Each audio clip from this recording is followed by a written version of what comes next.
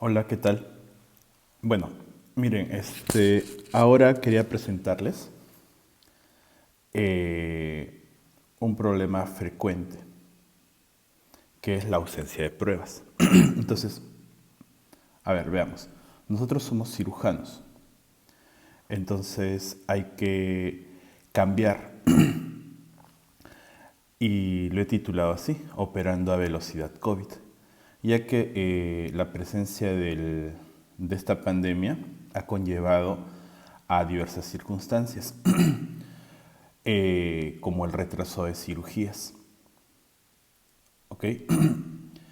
En promedio, según Globocan 2018, cuando sumamos los casos de cáncer de cervix, de endometrio y de ovario, por año esperamos alrededor de 6.500 casos de cáncer. ¿Ok? Y más o menos son 1950 pacientes que van a requerir cirugía con prontitud. Estos son el 10% de cáncer de cervix, el 20% que significa cáncer de endometrio de alto grado y todos los cánceres de ovario. ¿De acuerdo? Este retraso va a conllevar a progresión de la enfermedad y a un aumento de la mortalidad. Entonces, actualmente el cáncer en general es un carro rojo que está averiado en una intersección. ¿Ok? Entonces llega el virus y nos ha impactado. El cáncer va a aumentar la susceptibilidad y va a aumentar los eventos adversos y va a aumentar la mortalidad cuando el paciente se infecta. A esto le agregamos mayor morbilidad cuando operamos.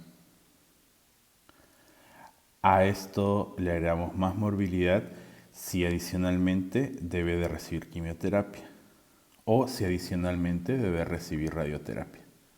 ¿Ok? Entonces, el cáncer como condición subyacente, sumada a la presencia de la pandemia, conlleva mayor riesgo de infección y eventos adversos cuando le sumamos la cirugía, la quimioterapia y la radiación. Por lo tanto, debemos de evitar operar pacientes con infección en fase de incubación o en periodo subclínico o infección subclínica por este nuevo coronavirus. ¿Ok? Entonces, para esto tenemos que hacer pruebas que descarten que el paciente esté infectado. Miren, los estudios que existen sobre el PCR nos dan una sensibilidad promedia del 70%. La sensibilidad va a variar entre el 56 y el 83%. ¿Ok? Entonces, nuestra sensibilidad es moderada. ¿Qué significa el tener un 70% de sensibilidad? Significa que vamos a tener un 30% de falsos negativos, o sea, pacientes con prueba negativa que en realidad están enfermos o infectados. Entonces, la otra opción, si no usamos PCR, sería las pruebas rápidas, las pruebas serológicas. Este es un metaanálisis de INS, de acuerdo al Instituto Nacional de Salud en Perú. Esto ha salido hace una semana. Eh, bueno, ellos revisan la bibliografía y encuentran que solo hay dos estudios chinos que comparan PCR con prueba rápida. ¿Y qué encuentran? Encuentran que la sensibilidad es del 88%. ¿Sí? Esto significa que hay entre un 12 a un 13% de falsos negativos comparado con PCR y que el valor predictivo negativo va a ser entre el 72 al 81%. Esto con una prevalencia estudiado bajo una prevalencia del 65 al 75%. Ahora vamos a ver por qué esto es importante.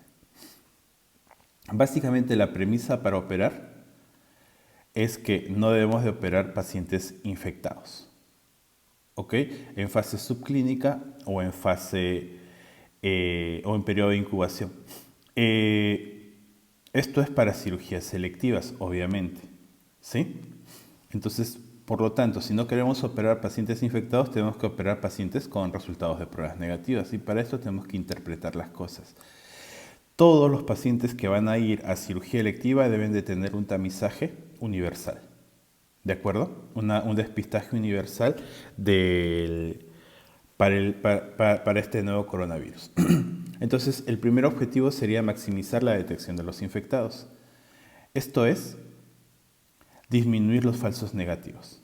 Entonces tenemos dos opciones: combinar pruebas de forma simultánea o combinar pruebas de forma secuencial. Si las combinamos de forma simultánea, esto nos va a aumentar la sensibilidad, disminuyendo los falsos negativos, y eso es lo que queremos. ¿Ok? Entonces deberíamos, en un mundo ideal, combinar pruebas. ¿Ok? ¿Y cuál es el segundo objetivo? Maximizar a la probabilidad de que los pacientes que tengan prueba negativa realmente sean negativos. Esto se llama valor predictivo negativo. ¿Y de qué va a depender esto? Va a depender básicamente de la prevalencia. A menor prevalencia, mayor valor predictivo negativo. Y a mayor prevalencia, menor valor predictivo negativo. Por lo tanto, deberíamos maximizar esto.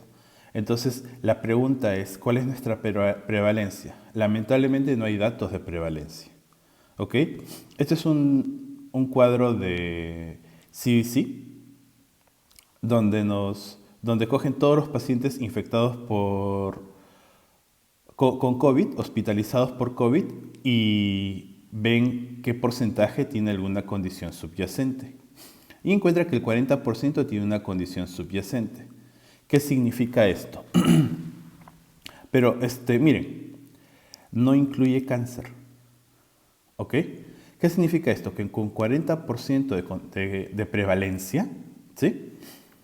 Estamos hablando de un valor predictivo negativo de alrededor del 75%. ¿Qué significa esto? Que bajo este escenario, con un 40% de prevalencia, estaríamos hablando de que cada vez que la prueba me salga negativa, la probabilidad de que este paciente realmente esté sano es solo del 75%. Existe un 25% de que en realidad esté enfermo. ¿Sí? Entonces, no tenemos el dato de cáncer. Este es un metaanálisis, ¿ya?, que evalúa datos de prevalencia y encuentra que en pacientes hospitalizados por COVID, solamente el 2% tenía cáncer. Entonces estamos hablando de una prevalencia del 2%. Con una prevalencia del 2%, nuestro valor predictivo negativo es muy, muy, muy alto. De acuerdo, en general, con prevalencias menores del 10%. ¿De acuerdo? Por lo tanto, una prueba negativa en un paciente oncológico programado para una cirugía electiva es bastante predictor de que el paciente esté sano. ¿Ok? Entonces, por lo tanto, los pacientes deberían de tener primero tamizaje universal para COVID y doble prueba en un mundo ideal. Pero me van a decir, no hay pruebas. Correcto, no hay pruebas. ¿Existe alguna alternativa? Bueno, el que no haya pruebas significa que a nuestra cabecita le falta una pieza del rompecabezas, ¿verdad? Tenemos que reemplazar esta pieza del rompecabezas de alguna manera. Tenemos que parchar esto. ¿Ok? Lamentablemente cuando parchamos vamos a tener vacíos. ¿Sí? Las piezas no van a encajar correctamente. Por esa razón es que tenemos que buscar alternativas. Miren, mucho se ha hablado de la radiografía o de la tomografía. Bueno, decidí analizar aquí la radiografía. La radiografía de tórax tiene una sensibilidad del 69%, ¿de acuerdo? Comparado con el PCR para diagnosticar COVID. Es más, en etapas tempranas la sensibilidad es de solo el 9%. ¿Sí? 10 a 12 días después del inicio de síntomas se va a encontrar la máxima sensibilidad de la radiografía de tórax y cuyo hallazgo más frecuente va a ser una consolidación bilateral. Entonces, revisando un escenario sin prueba, encontré esto. Esto es una evaluación de consenso de la revista Chess. Miren ustedes, el escenario 1 me plantea lo siguiente. Un paciente con síntomas leves. ¿De acuerdo? El paciente con síntomas leves, sí, debería de ir a la prueba del virus. Pero si no hay prueba, tendríamos que hacer una evaluación, una evaluación de la probabilidad pretest de que esté infectado. Entonces, cuando vemos esto, la probabilidad pretest va a ser alta para todos nosotros, todos los peruanos. ¿Por qué? Porque estamos en fase 4 de infección, ¿de acuerdo? La transmisión es comunitaria. ¿Correcto? Entonces, estamos en este riesgo, en esta probabilidad pretest moderada alta. ¿De acuerdo? Luego de establecer esto, ojo, estamos en el escenario del paciente con síntomas leves y no hay prueba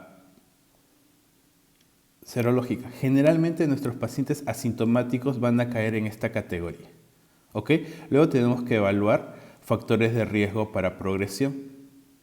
¿De acuerdo?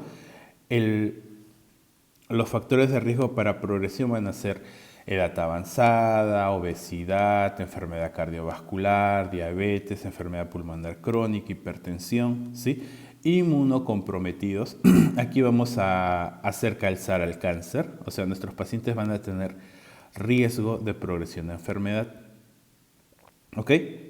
Entonces, siendo este el caso, ¿qué nos correspondería? Hacer una imagen. ¿Ok? ¿Qué imagen? Bueno, esta imagen va a estar dentro del contexto, va a estar dado dentro del contexto de nuestro juicio clínico. ¿Y qué es lo que dice nuestro juicio clínico? Que hagamos lo que tengamos a la mano. ¿Ok? Si tenemos tomografía, hagamos tomografía. Si tenemos radiografía, hagamos radiografía. ¿Sí? Pero tenemos que, además de esto, sumar otros factores.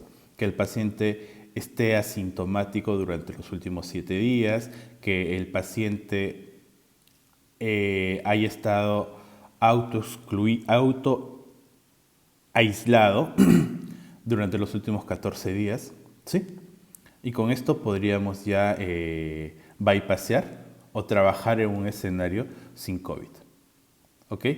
Cuando les quise poner esto, si bien ya no calza en el tema, más o menos para que entendamos la consistencia de esto. Si el paciente tiene síntomas moderados a severos, ¿sí?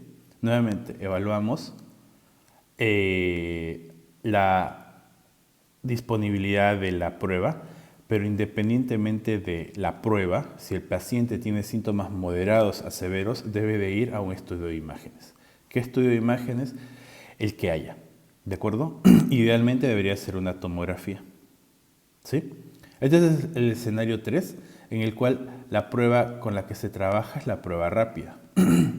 ¿Sí? Nuevamente, es para pacientes con síntomas moderados a severos. ¿De acuerdo? Si no tenemos prueba, ni siquiera rápida, o la prueba es negativa, el solo hecho de tener síntomas moderados a severos ya me obliga a realizar una imagen. ¿Ok? ¿Y qué es lo que realizamos en la imagen? Hallazgos compatibles con COVID o no compatibles con COVID. ¿Sí? Por lo tanto, las recomendaciones son que las imágenes no están indicadas como pruebas de tamizaje, ¿sí? Salvo una excepción. ¿Cuál es la excepción? Que el paciente tenga factores de riesgo para progresión. ¿De acuerdo? ¿Cuáles son estos factores? Edad avanzada, obesidad, enfermedad cardiovascular, enfermedad pulmonar crónica y enfermedades asociadas a inmunodeficiencia, ¿no? ¿Sí? Y ahí los podemos hacer encajar el cáncer. ¿Ok? Sigamos. Entonces, el realizar una tomografía de tórax como rutina no está indicado, ¿de acuerdo? Ojo, el cáncer cae dentro de una excepción. ¿Por qué no está indicado? Porque esto es nuestra torre que se puede desarmar por que la tomografía tiene un 20% de falsos negativos. ¿Ok? Pero en un mundo donde no hay pruebas, tenemos que sumar una evaluación con historia clínica. ¿De acuerdo? Esto es, no síntomas por 7 días, autoaislamiento por 14 días o, si hay prueba, un PCR negativo dentro de las 48 horas. ¿Ok? Y si tenemos un paciente asintomático con síntomas leves, ¿sí? En nuestro escenario con cáncer, podría hacerse una tomografía de tórax. ¿Ok? Esto era lo que quería mostrarles. Espero les sea de utilidad. Gracias.